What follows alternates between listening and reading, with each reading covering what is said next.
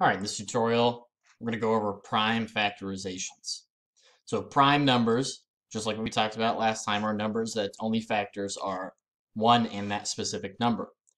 So a way to find every single prime factor of a given number is to create what's called a factor tree. And a factor tree is just a fancy little diagram that's going to show all of the singular prime factors. If I can get my pen to work here.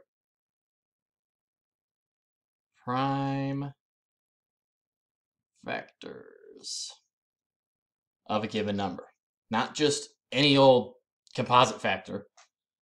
So you don't want to find 4 as a factor of another number because that's not prime. So our goal here is to look for all the factors that are prime numbers themselves within that number.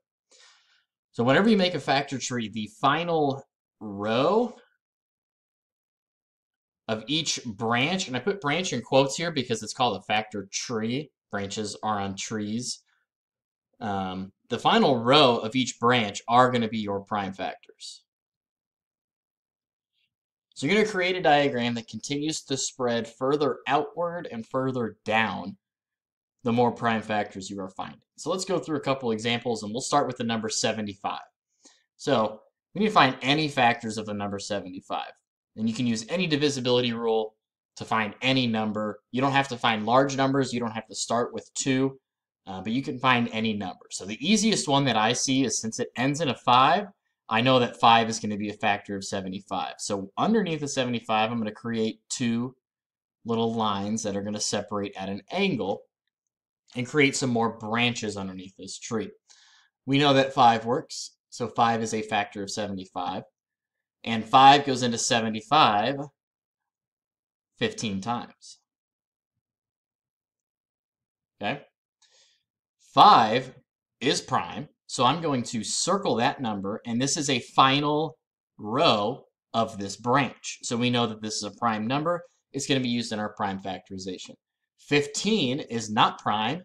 It ends in 5, and we can keep dividing the 5, so I'm going to draw more branches under this 15.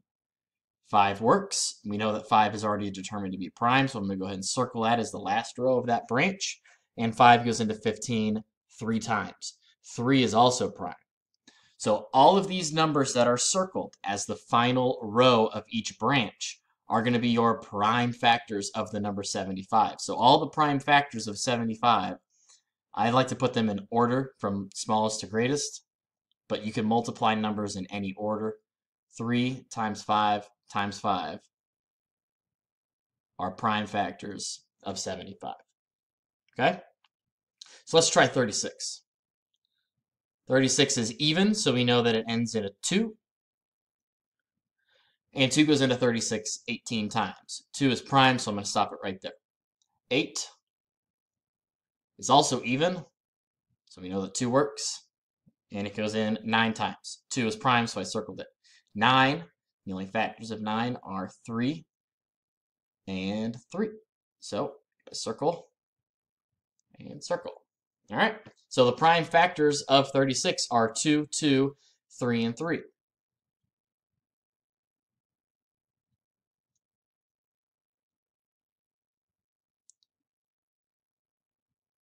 Okay, so those are the prime factors of the number 75 and 36.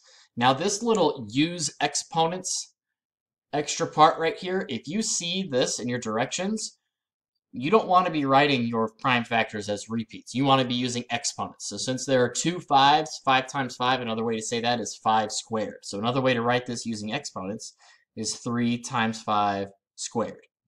That is using your exponents by writing the prime factors. And the same thing over here with this 36. 2 is twice, so we're going to write 2 squared. 3 is twice, so we're going to write 3 squared.